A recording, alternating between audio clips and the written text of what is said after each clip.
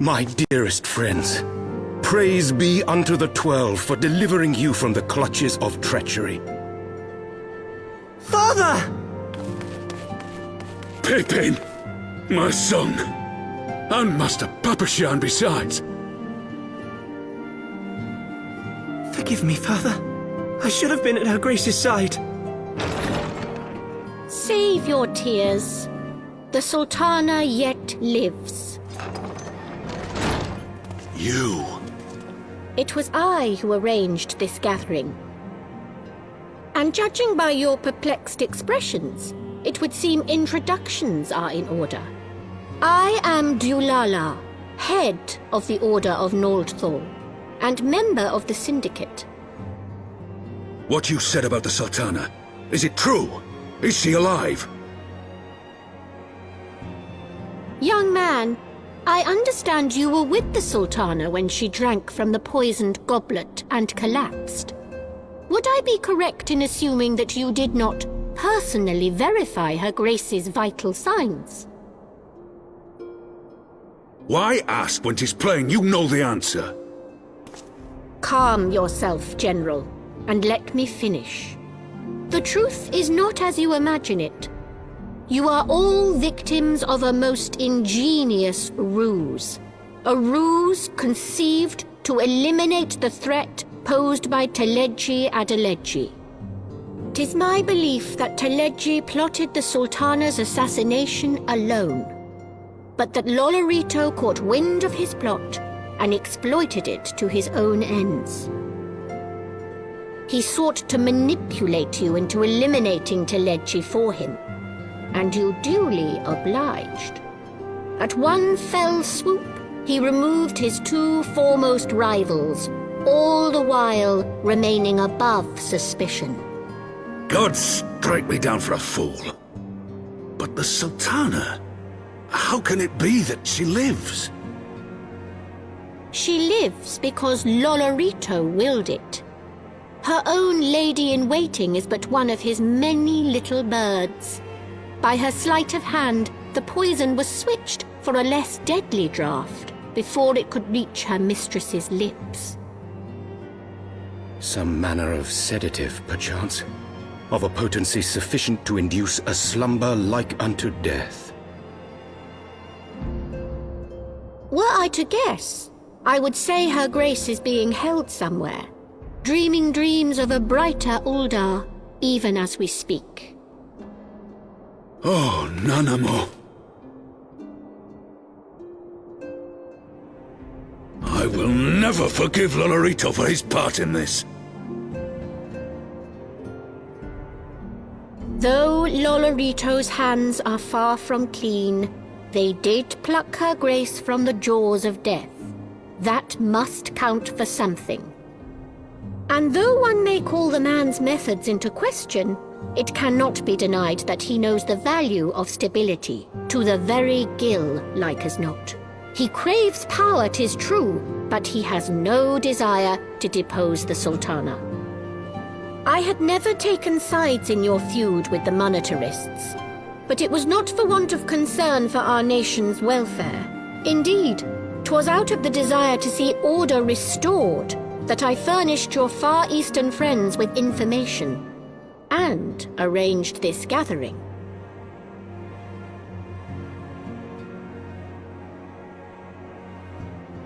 I hope you are ready to work, General, for there is much work to be done.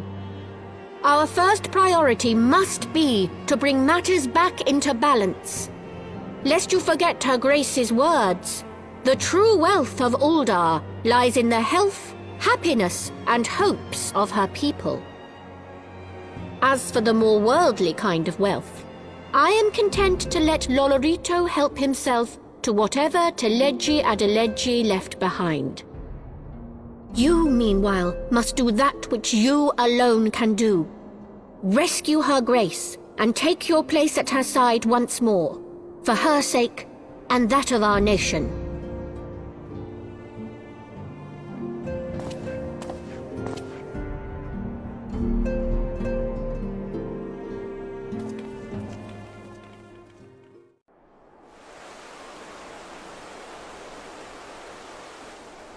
Ishgard cannot well endure another assault. Even should her knights succeed in turning back the Horde, the casualties will be catastrophic. But what other choice do we have? It's not like we can talk it over with them. Dragons and men aren't exactly on speaking terms. With certain notable exceptions.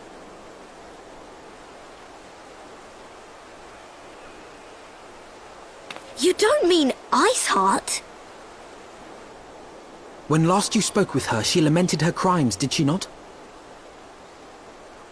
Then there remains a sliver of hope.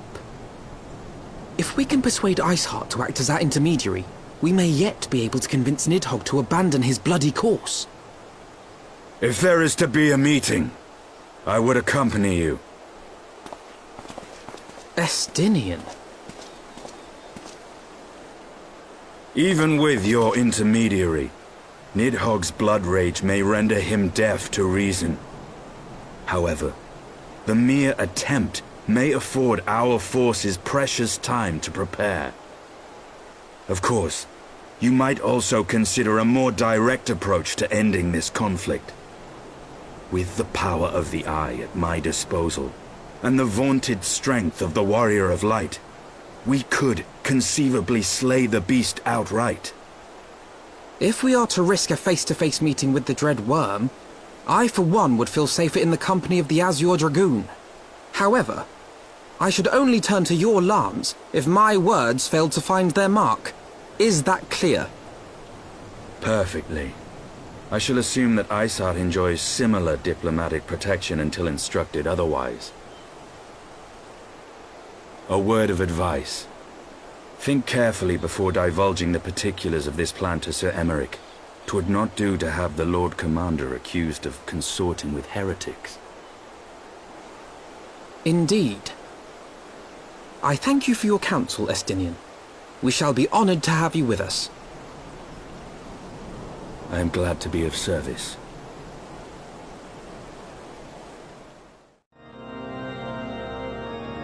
I want the defenses of the Outer Ward rechecked. See to it that the ballistas are in good repair and supplied with enough ammunition for a prolonged siege. At once, my lord.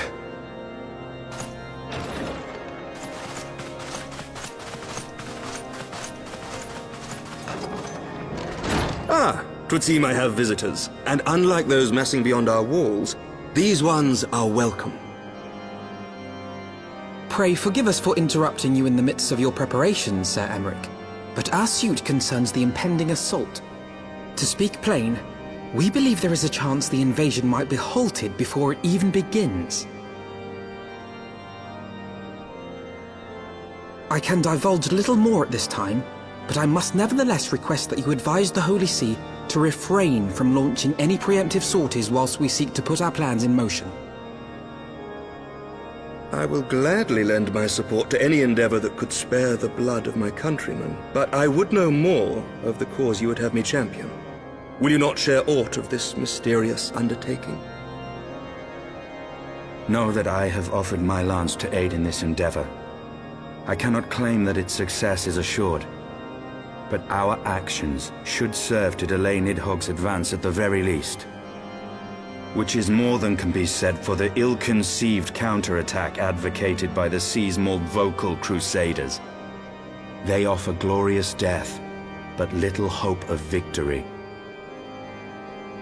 Aye, their proposal does not inspire confidence. Our resources should rightly be spent shoring up the city's defenses. The Azure Dragoon and the Warrior of Light sallying forth together to face the dread worm Nidhogg.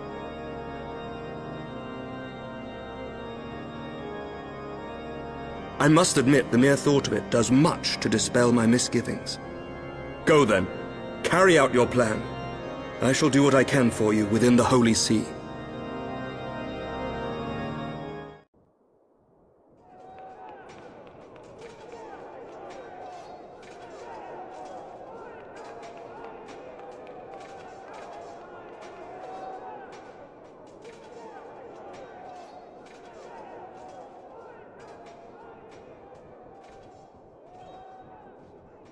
Such commotion.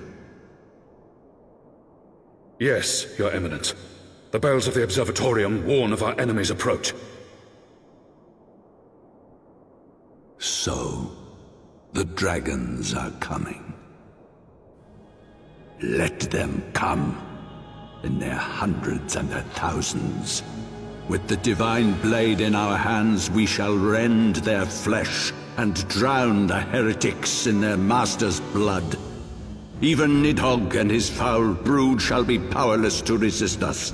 And when we have rid the world of their pestilence, we shall turn our attention to our Ascian allies. See that they are suitably rewarded for their invaluable assistance. If I may, Your Eminence, the Paragons wield powers strange and unknowable. Can we be certain that they will not see through our deception? We can be certain of naught save the righteousness of our cause. If you would be a true leader of men, you must possess conviction as well as caution.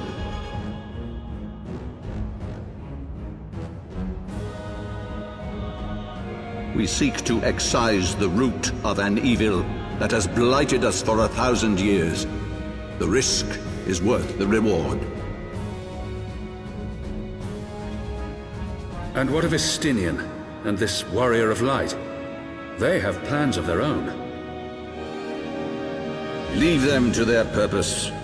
We must each play the role we have been given. You and your chosen brothers most of all.